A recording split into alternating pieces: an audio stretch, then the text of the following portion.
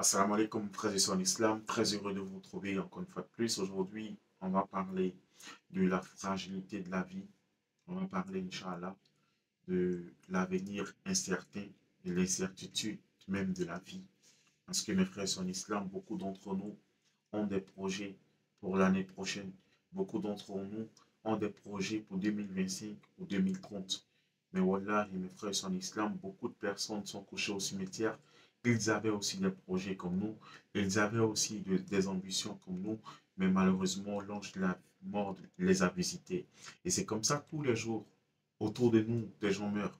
Tous les jours, certaines personnes disent au revoir à leur famille, ils partent au travail, ils font un accident, ils piquent une crise et ils ne reviennent plus à la maison. C'est pourquoi, mes frères et sœurs en islam, ne prenons pas la vie comme un acquis. La vie est le plus gros des mensonges. Wallahi, c'est un mensonge. La vraie réalité, la vérité, c'est la mort. Ça, c'est une certitude. Et personne d'entre nous, même le plus intelligent, ne peut dire quand il va mourir. Personne. Allah dit dans le Coran, il dit, nul ne sait quand il mourra, nul ne sait où il mourra, nul ne sait comment il mourra. Subhanallah, ça c'est des secrets qui sont le sort de notre Seigneur. C'est pourquoi nous, on doit être préparés. Quand on vit, quand on se réveille matin, c'est une grâce. Le fait de se réveiller matin, surtout en pleine forme, c'est une chance. Il y a des gens qui se couchent la nuit, mais qui ne se réveillent pas le matin. L'ange de la mort les visite pendant que nous, on dort. Eux, ils meurent et ils ne se réveillent pas le matin. Donc, le fait même de se réveiller le matin, c'est une grâce de Dieu. Et de se réveiller en bonne santé. D'autres se réveillent, ils se retrouvent au CHU, se retrouvent dans les hôpitaux, dans les cliniques. Subhanallah, mes frères, sur l'islam, rien n'est acquis dans ce monde-là. J'ai vu la dernière fois un président de club à Port-Boué qui venait de finir son immeuble et il est mort. Il ne va même pas profiter de ce qu'il a construit. Et combien nous, on se bat tous les jours, on se réveille matin, on se tape des heures au téléphone à régler des affaires, à faire tout ça. Mais au final, on va mourir. La finalité, c'est ça. C'est-à-dire, on va construire des immeubles, on va s'acheter de belles voitures, on va faire des convois, on va faire beaucoup de choses, créer des entreprises, des sociétés, tout ça. Mais au final, c'est quoi? On va mourir.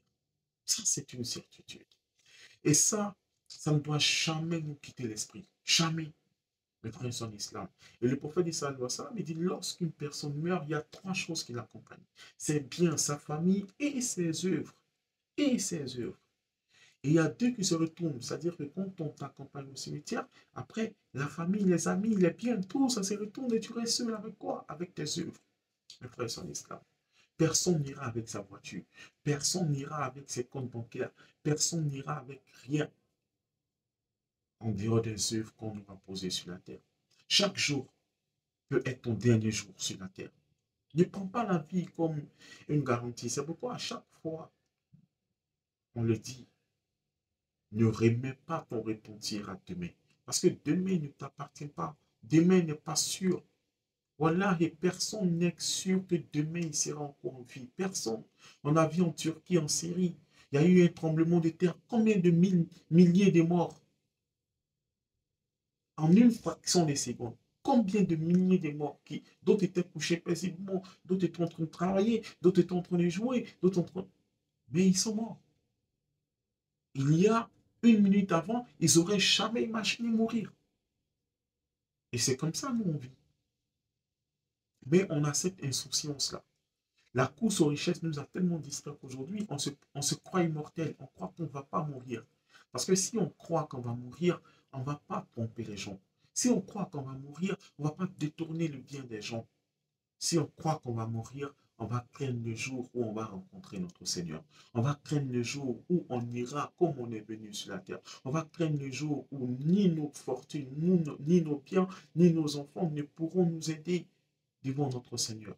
On va craindre le jour où on sera obligé de rendre des comptes à notre Seigneur. Mais on s'est dit que on est éternel sur la terre. On s'est dit qu'on est encore jeune, on a toute la vie devant nous, on va faire ce qu'on veut faire, et puis après on va changer. Non, ça ne marche pas comme ça. Notre vie ne nous appartient pas. Même moi, je suis en train de faire cette vidéo, je ne sais même pas si je pourrais terminer cette vidéo. Peut-être qu'en faisant la vidéo, je peux mourir. On a vu des gens même à la télé. en train de faire un discours, ils se sont écroulés, ils sont morts. On a vu sur des terrains de football, des gens qui étaient en train de jouer au football, ils sont tombés, ils sont morts. Donc la mort, la vie n'est pas garantie. La seule chose qui est sûre à 100%, c'est qu'on va tous mourir. Mais avant que ne vienne ce jour-là, qu'est-ce qu'on fait?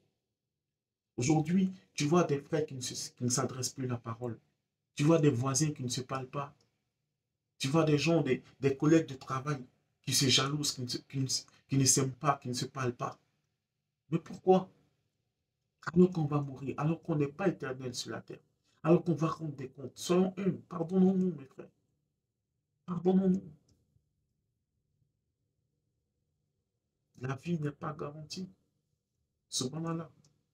On est là aujourd'hui sur la terre, mais demain on sera où? Sous la terre. Combien de personnes nous ont déjà dénoncés sous la terre? Combien de personnes? Et nous, on va le suivre. Ça, c'est une réalité. Qu'on le veuille ou pas, on va partir. Personne ne veut mourir. Mais tout le monde est d'accord qu'un jour, soit un matin ou soir, un matin ou un soir, on va mourir. Wallahi, on va mourir. Il y a des gens qui sont morts, ça fait 2000 ans, 3000 ans, ils sont sur la terre. Subhanallah. Frères en islam, craignons notre Seigneur. Réveillons à notre Seigneur pendant qu'il est encore temps, avant qu'il ne soit trop tard. Sinon, on aura vraiment des regrets. On aura des regrets. Souvent, on ne dit pas de ne pas vivre. Il faut vivre.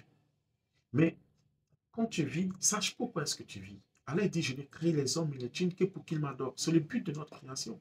C'est le but de notre présence sur la terre. C'est d'adorer Allah. Donc, fais ton programme journalier en fonction des heures de prière. C'est-à-dire, j'ai 5 prières canoniques dans la journée. Je dois faire mon programme en fonction de ces prières. C'est ça la priorité. Pour ce qui est du travail, de chercher l'argent, tout ça, mais c'est parce que Allah subhanahu wa ta'ala que tu pries, c'est lui qui te donne la santé pour travailler. Si tu ne donnes pas la santé, tu ne parleras même pas de travail. Tu parleras de comment faire pour avoir la santé.